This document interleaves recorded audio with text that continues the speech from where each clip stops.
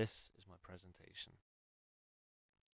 My first page features my potential projects. My first idea was a road legal car in an F1 race in BeamNG. This would mean me loading up a track on the game with F1 cars like you can see in the image here in a normal road car. My second idea was a Counter-Strike 2 rank up challenge. And my third idea was Arc Raiders Rags to Riches.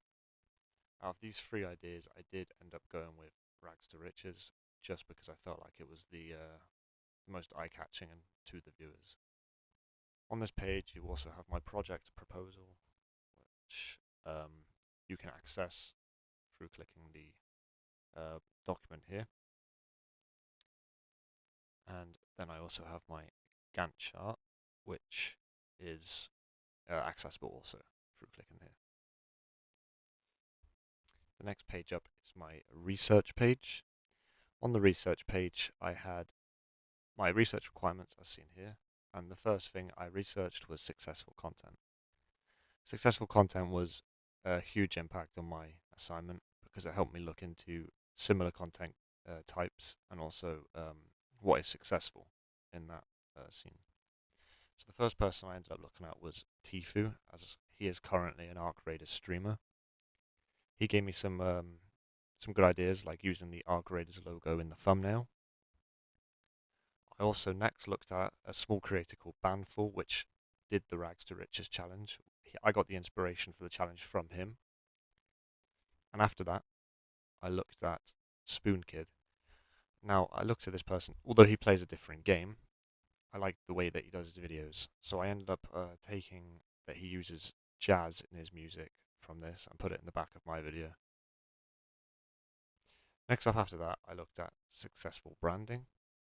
Now this was to try and give me an idea of like what kind of logos and banners were successful and what could work for my project. So I looked at Razer. I also looked at Nvidia and YouTube. These are three well-known brands and very distinct logos. Like if you see the logo, you already know what it is. Like even if you don't see the writing that tells you what it is. After this, I looked into my target audience, and the first thing I looked at in that was PEGI ratings. Now, PEGI ratings are a big impact on content because the game that you're recording or streaming has a specific PEGI rating and also certain certain things in the game that would make it that PEGI rating. For example, a game that would have drugs, violence, and sexual content would be considered a PEGI 18, and that wouldn't be appropriate for some viewers. In the target audience, I also looked on the Reddit, which had a poll. It was the Arc Raiders official Reddit, and it had a poll asking what's everybody's age, like the player base. And surprisingly, the player base mainly consisted of people aged 30 to 39, and a close second is 20 to 29. This is surprising as I would have thought it would have been teenagers to early 20s that would have been playing the game, but I was wrong. So after I'd got all of this target audience research, I had established that my target audience would be teens to late 20s, which would fit in with my own age and also fit in with the target audience, like the actual main player base. After that, I looked into age-based content. So you see here we have a Minecraft for Kids adventure. This is a great example of a video targeted to children. It has a bright thumbnail and it's very basic. Even children would understand what's going on here. Because it's supposed to be a dungeon video. You can see they're in a dungeon. They have skeletons. The second video is targeted more to teens and young adults because it's like a comedy game. It's it's very niche. It's a very small game, but it's the comedy aspect. It's fast paced and it's very humorous, as I've written here. After this, I looked at 4 days alone in Alaska, camping and foraging food. This is a example of content targeted to a more mature audience, as I've written. I wrote this because just because, as you can see, there's nothing like very eye-catching to younger audiences in this thumbnail. It just gets the point across pretty straight up. After this, I looked into social media. Now, social media was a big impact on my project because I had to obviously decide where I was going to do the content. Now, first off, I looked at Twitch, but I realized that if I was to do my assignment on Twitch, it would be kind of difficult considering I need to have editing and it's not a very easy challenge to stream. After that, I looked at YouTube, which was probably the best candidate because obviously a lot of content like this is uploaded to YouTube. And after that, I looked at TikTok for short form content. This was a good option for maybe advertising my YouTube video, but not for the final content because you find on TikTok a lot of people have a short attention span. People don't watch a video for longer than, I don't know, 10 to 15 seconds sometimes. One thing I did learn from the social media research is about the revenue that people can stand to earn from each platform and uploading content on each platform. I learned that YouTube is currently one of the best paying ones, but TikTok is second, I believe, and then Twitch is last because I do know Twitch take, I believe, 50% of the earnings. After that, I made my conclusion, which was just saying that I'm going to be doing YouTube because it's more suitable for my project. After this, I gathered primary research on everything. So basically, I asked questions about what type of content people like, as you can see, how long they watch these videos, and also what platform they use. This was to try and back up my idea of using YouTube. And as you can see on the screen here, YouTube was the dominant choice for people's platform. I also asked about if they played the game that I plan on doing the challenge, and it was mixed. 4 people said no, 3 people said yes, so it was pretty even there. And I also asked if people would watch Arc Raiders, and the majority said yes. Then I had my research effect on project. This was basically just me talking about how all of the research affected it, kind of like I am doing now. And then of course I have my requirement check. After this page, I had problem solving. Problem solving was basically making an assessment about an issue that could possibly happen and how much impact it would have on my assignment. As you can see here, I had family dependency. This was a potential impact of 4 out of 5. I had college closure. This was a potential impact of 2 out of 5. Unforeseen weather conditions. This was 3 out of 5. And travel was a 3 out of 5. All of these would be issues, but they wouldn't be too bad because I could work from home or wherever I was if I had a laptop. This was the practical risk assessment. After this, I did a technical risk assessment, so anything that could go wrong with my computer. First off, I had internet outages. Internet outages would be a huge impact on my assignment, as you can see. It would be 5 out of 5. This is because Wix isn't online. It's a website, and if I don't have Wi-Fi, I can't work. Then I had hardware issues, which would also be a 5 out of 5 for obvious reasons. My PC wouldn't run. Then I also had anti-cheat issues for which for 5 out of 5 as well. That would be because I wrote about this because if I was to load up my game, it could, and I had a virus on my computer, it could result in me being banned, which would, well, I wouldn't be able to record the game. Then I had editing software issues, which actually did happen in my video. I was trying to use Premiere Pro, which I had an extreme issue with. I had to switch to CapCut. Then I had poor recording quality. This is a 4 out of 5 because I could re-record, but it would take time, obviously. Then we had contingency planning. My first contingency plan was if Arc Raiders servers go offline. Why is this a problem? This would be a huge problem because, well, I wouldn't be able to play the game. I wouldn't be able to record more footage if I had already recorded, and if I hadn't recorded already, then, I would be in a very tough situation. Let's say I had recorded, I would have just had to edit whatever footage I had, and yeah, I would have just had to make a video of what I could gain. My home computer unexpectedly stops working. as I've put here, this would be a terrible thing because I'd be unable to work from home, and that's where most of my work is being done. I also put here that I would have to work in college if this happened, which I would, but it would be slower, and I would probably miss deadlines due to the fact that I'm in college a lot of time, but not enough time to get like all of the work done. And I've just explained how this would affect my project, but um, as I've said here, it could result in a lower grade, which wouldn't be ideal. Next up, we had the planning page. Now, my planning page was where I did the brand improvements. This is where I talked about my old logo and the strengths and weaknesses of it.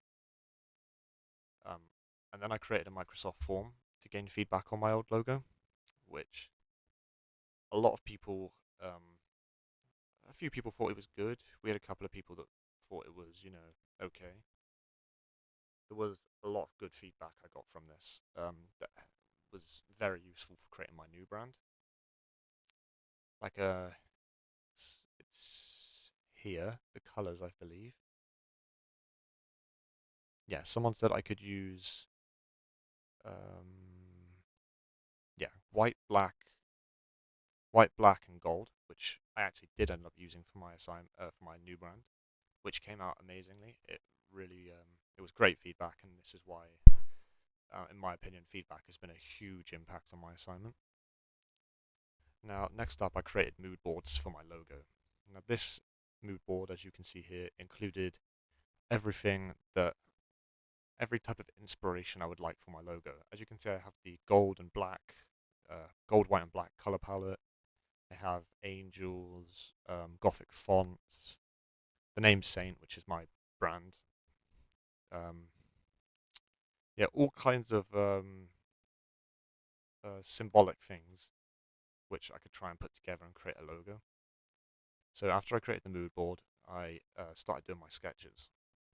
Now my sketches were good. They're really good, and they helped me with well, I had to do the sketch and then I could make a logo off it. So there's that. I had my free sketches here. Now what I did then is I gained feedback again on all three of my sketches, and the sketch that came out on top was this one here. You see the gold one with the angel next to it. I received some feedback on this, and someone said that I should put an angel on the other side. Now, this was something that I took and actually did because I thought it was a good idea and it could improve the logo considerably. I will show you down here. So after concluding that I'm going to choose the gold one, I decided to turn it into a real logo, and I did add an angel on the other side. Obviously, it's a different type of angel. That was due to more feedback above of people saying the angel looks strange. So I got a more symbolic angel, and I also put it on the other side and reversed the image. So as you can see, this was the final logo I came out with, and I really like it personally. After that, I created banner mood boards, which were very similar to the logo ones, but it has more gold in it because, as you know, I've already chosen the color gold for my logo.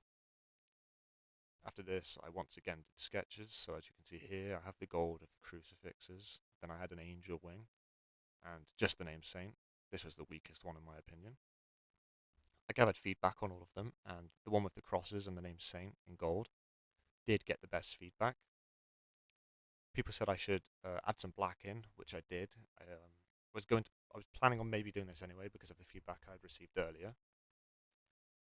The feedback on these other two logos weren't as strong. There was a lot of things that people didn't like it being like a lack of text, lack of eye-catching assets. So I ended up choosing this one, and I turned that into an actual logo, as you can see here. Added a darker color for the crosses. This was the best option, and also it fits in with my brand perfectly. So I then did my requirement check once again. Next up was creative production. In creative production, I did a slight overview of my content idea, which I've already gone over. It was rags to riches in art creators. I was going to try and aim for 500,000, but wasn't able to achieve that in the end. Then I did a storyboard, which is how I would like for my video to play out. Again, this was one of the things that I ended up not being able to follow for some reason because I had technical issues. I then wrote a script, which, as you can see here, I basically I had a scene for each one. So it would be I'd have scene one, then I'd show gameplay, then it would be scene two, that type of layout. Here you can see evidence of me filming and collecting my footage on OBS and recording my voice here. I also used CapCut for editing due to Premiere Pro issues, which you'll see down below. You can see me editing certain scenes here, and this is me putting my intro in, and this is me editing my outro, and this is another screenshot here of me making my thumbnail. One thing I'd like to do next time on this actually is to make the arc raiders writing white. I didn't notice how dark it would actually be when I was making it.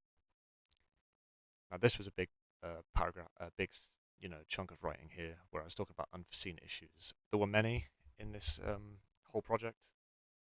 Like I had a serious issue with my hardware for starters. My PC was very slow. It was crashing.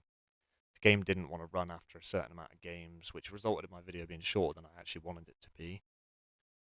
I also didn't have my microphone working at that time, so I ended up having to use my phone to record my audio. Premiere Pro was terrible. I couldn't use it. It wouldn't let me. All my files got corrupted. It even crashed my PC once. So basically, when it came to issues, there were many. Yeah, there were many.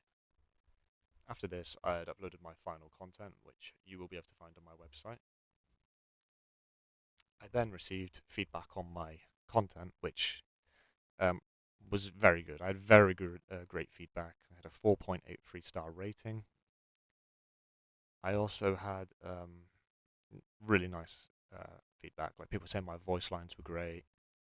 A lot of people said there wasn't really much I could improve on, except for maybe my skills in game, which I did admit at the end of the game I wasn't that great. When it came to the music, everybody says that it fitted, which was great. I asked about the thumbnail, and most people said they liked it, but someone said it wasn't as unique as it could be, which I would agree with, and that's something I'd like to change next time. After this page, we had evaluation, which was basically where I evaluated most of the pages that I'd done. So I had the research evaluation, as you can see here. And then I had the problem-solving evaluation. This was basically where I was evaluating each page and how it affected my project and how it helped me personally with everything that's going on. And if was it much of a help or was it not much of a help, that type of thing. I did this for every page, as you can see here. And then I did a reflection at the end where I basically reflected on the whole project and what I'd like to do next time, etc. And then the final page, the presentation page, which the Wix recording, the top one here, you can see this is what I'm doing right now. I did have another two options. I had a PowerPoint presentation where I put everything into summarized paragraphs into a PowerPoint. And the last one was an in-person presentation. Now, I did actually want to go through this, but it would have taken a long time to organize, and I was on a very strict deadline, so I couldn't go through with that. And as you can see here, this is just where I had my chosen presentation strategy, which is what I'm doing right now. And this is where, well, what I'm recording right now will go. So anyway, that's my presentation. I do thank you for watching, and goodbye.